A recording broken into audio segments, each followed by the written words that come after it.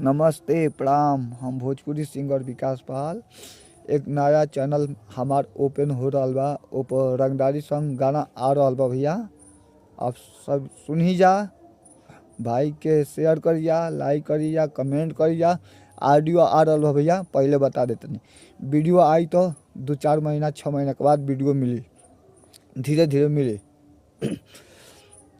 एक छोटा सा विनती बा, थोड़ा बहुत गुनगुनाए के मन करता, गा देता नहीं आपके बीच में।